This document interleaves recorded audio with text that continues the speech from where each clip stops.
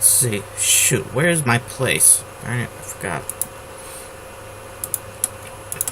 Every day when I work on this story, feels like I left something out. It feels like I'm just starting after a long absence, and that's especially the case when I take a day off, an actual day off, instead of this, stop writing for the usual time. Usually I'm working on this one 6 out of 7 days a week, Which way an 8-day week? That would be better. Who came up with a 7-day week? Just stupid. Should have an even number of days. Maybe just extend the year a little bit if that makes the calendar all weird. We gotta quit living in the past, Should start a new calendar. Let's see. More story, don't bother people. Let's see.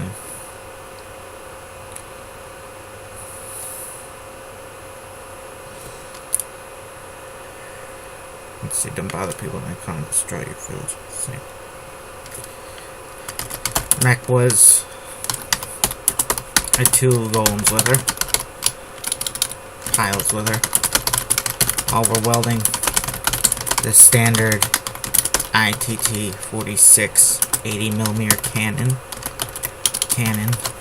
and the standard anti-infantry type golem. They were the last golems in the city. Something popped in my jaw just a little while ago, and I wondered maybe was that damn wisdom tooth again. They were the last golems in the city, and they were the others. They were their last comrades being destroyed by that red beast. And that red beast down in the comrades being destroyed by Wilhelmina Goria and that red beast, who were likely not working together. It was possible that the twin appearances of 2 super powerful beings was just unfortunate coincidence for the J Garrison. Though for all Mech knew, it was all connected somehow.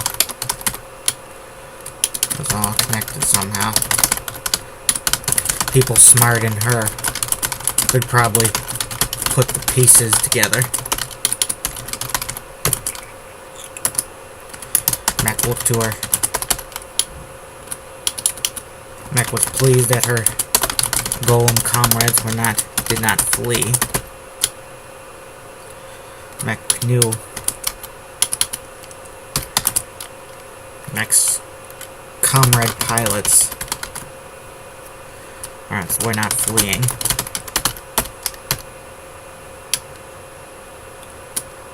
Mech addressed her comrade pilots.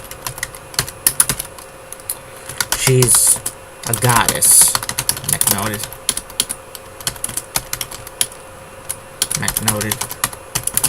But I have my oath to fight her to the end. Yes, sir, the comrade pilots replied. Anyone flees, I will kill you before he has a chance. So you might as well stand and live up to the warrior's code, Mech warned. Yes, sir, the comrade pilots replied. Mech was pretty sure they weren't the fleeing type, but Mech had heard of the bravest men and fleeing in terror before Wilhelmina Goria.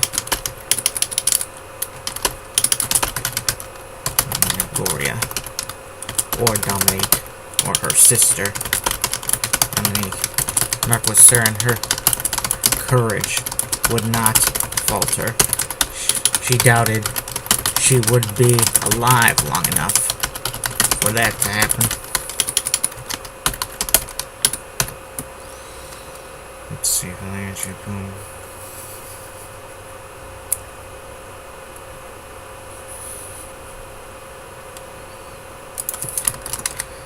Whatever Mech's superiors had done,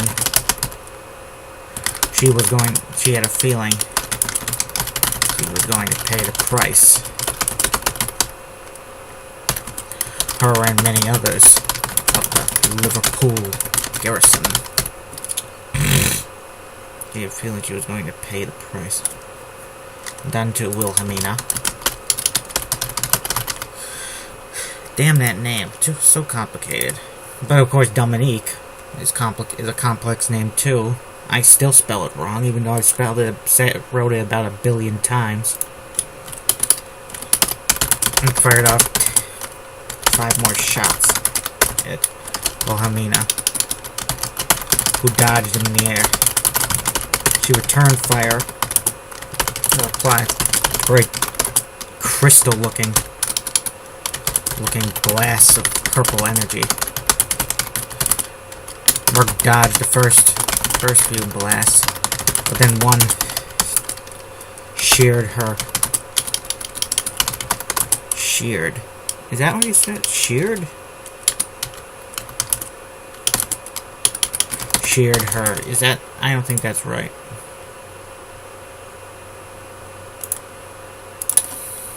No, it's probably not. Sheared. There you go. Sheared. Kind of like sneered, which is a very unpleasant way of smiling at someone, apparently. No one's ever sneered at me.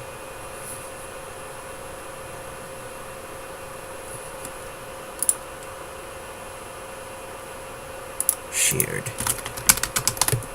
Sneered. You don't confuse sheared with sneered. Jeered.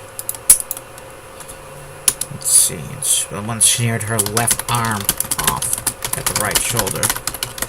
Her golem arm, at least. Our dad, she'd experienced getting her real arm blown off, burned off by a blast from Wilhelmina. Most likely, she'd get burned up all at once, and very quickly. Perhaps she'd be spared a painful end. Mark imagined found that a little ironic. Let's see, they're at the docks. I should note. Surrounded by death and ruin and fire. Yep. Yeah, that's dark imagery. I feel so at home in the dark at the moment, you know? It's where I feel kind of weird when I'm in some nice place with sunshine and flowers and everything. It's like, So this is what the world looks like when it's not on fire and filled with evil. Of course, there's plenty of nice places in the world, you know? Would it be inaccurate to say that most of the world at least looks nice? I'm sure there are many pretty parts of North Korea, you know? And Iran. I haven't watched the news today. We could be at war with Iran and I wouldn't know. Not that it would be the start of World War III, but, you know. Unless someone was stupid enough to, like, guarantee their independence, like Russia, China stepped in.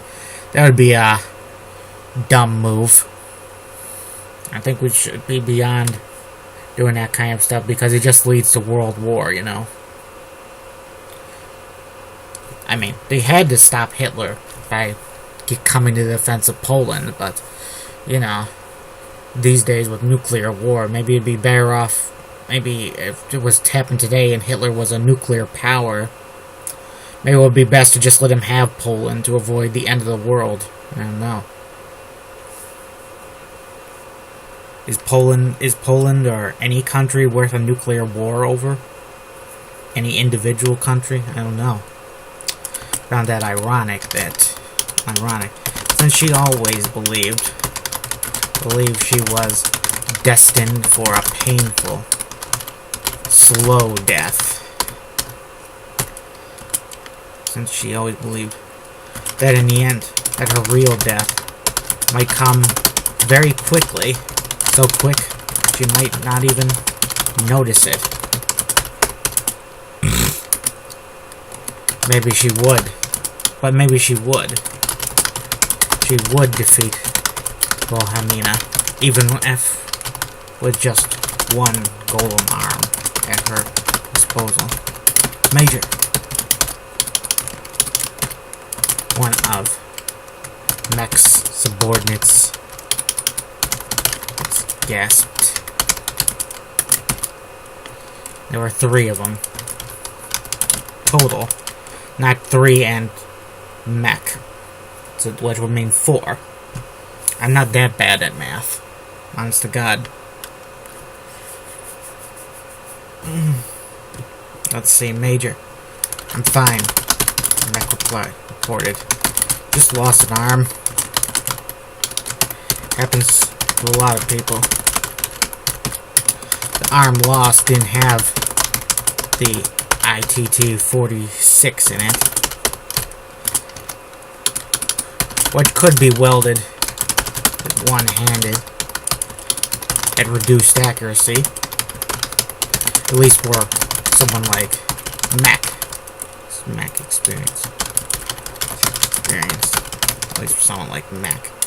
Mech knew a lot of pilots who could weld a ITT-46. It sounds like the name of a computer. Is it capitalized?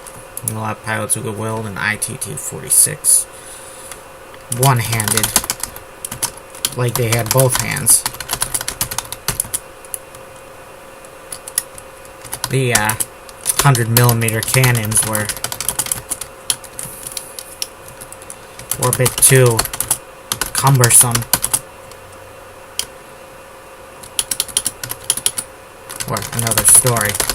Heavy on recoil and about as cumbersome to weld as a bazooka was for a normal infantryman. But Mech had heard of men using them one-handed. Golem pilots using them one-handed when stuck in a desperate situation like she was now. Mech cut loose with her ITT-46, sending a dozen rounds through the night air, morning air. Wilhelmina dodged most, but one did hit her about the shield and did nothing about her invisible shield and did nothing. Damn, this might be hopeless, Mech muttered, but we have no choice but to fight. Wilhelmina flung several more blasts of energy. Wilhelmina dodged the first blast. Dodged both. But one caught one of her golem comrades about the chest. It was not a direct hit to the cockpit, but the pilot was done. He let out some screams of pain in there. Oh, there was a terrible, howling in the background. It was likely that his cockpit cracked wide open, and a mass on the inside, and a mass of fire blew right in his face. All around him. It was not so different from when a man dies trapped in a tank. Fire coming over, going all around him. That's what happens when people die in tanks, folks. They burn alive. That's what you see when you see a tank getting blown up in a war movie or something. Someone's dying in horrible agony inside there. They usually skip over that, or just have it imply that the people died instantly, but in real life, another story. It's like they say, all jobs have their negatives. It's like you're in a tank, you're safe from regular gunfire, but let's see. But you're not safe from bombs or fire or anything. Tanks are surprisingly vulnerable.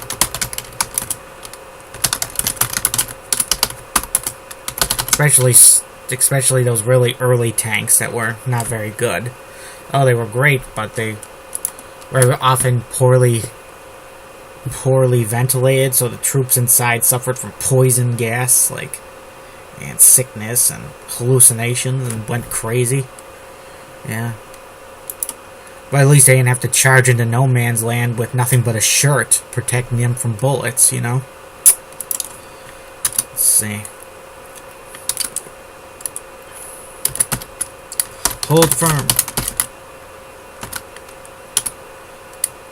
Mech yelled to her surviving comrade as their fallen comrade's golem suit collapsed in smoke.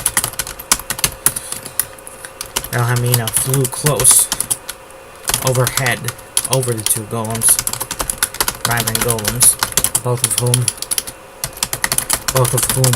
opened up on her. Should we switch to flak? That wasn't very manly sounding. I didn't...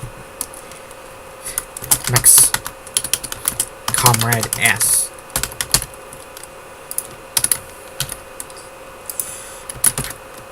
Maybe. Bohemia muttered. Mech replied and put her weapon and put her ITT 36 in the automatic loading mechanism, as she couldn't reload the normal way, which was pretty much the same as a regular infantryman. Just toss the old mag and put a fresh one in, then cock it. The auto loader only had a few mags in it. So when they there were no more, Mech might as well have been out of ammo, even though she had 10 more mags to her name in the pouches. It's about the golem's waist. Let's see, only have a few mags in it. So when there were no more, the loader had only a few mags in it. So when there were no more,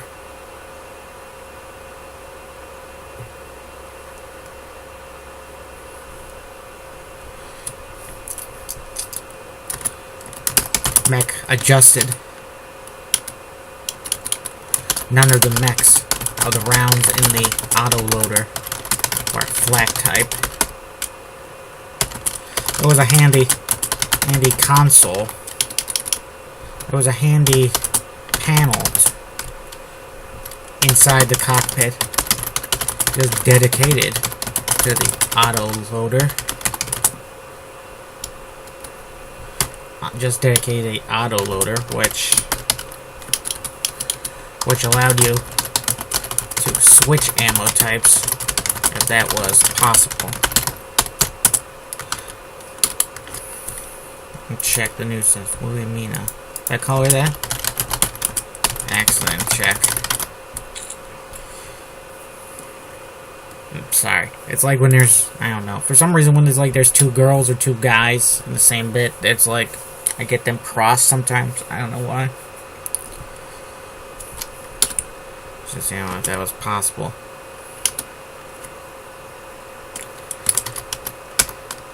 The computer attached to the panel is smart enough to know there were no different ammo types in the autoloader.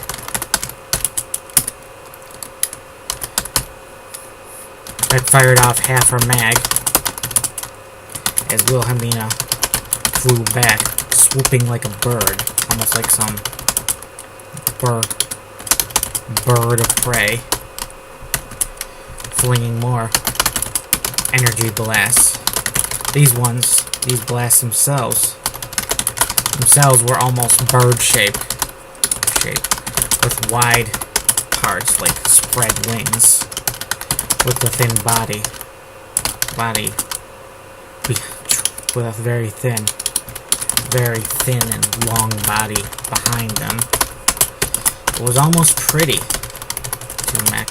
It was pretty to Mech.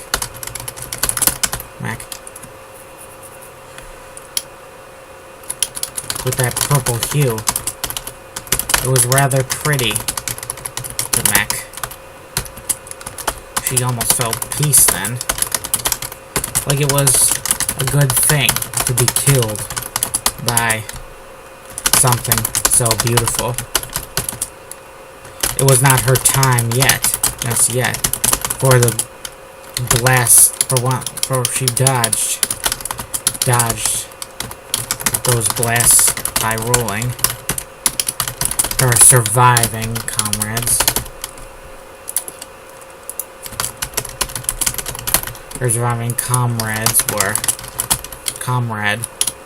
was not so lucky, taking a blast right through the abdominal area. He went up in flames on the spot, after a fierce explosion ripped through him from the abdomen up. There was no final scream. Screams died away, I'll note. Quickly. There was no final scream. One moment, Mech's comrade was alive. Next, he was gone.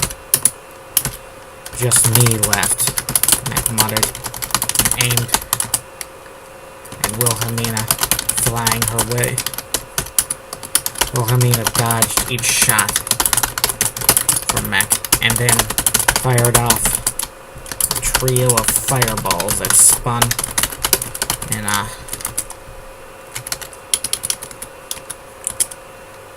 like moons around a planet, and crashed into Mech's chest, causing her to fly back and smash hard against the ground and whatever rune was underneath her. Mech felt an intense cockpit was not compromised, but she felt a terrible and billowing heat coming up through the entire suit, like fire through a towering building. Eventually, it would reach her, and probably in mere moments. This is it, Mech thought. This is my end.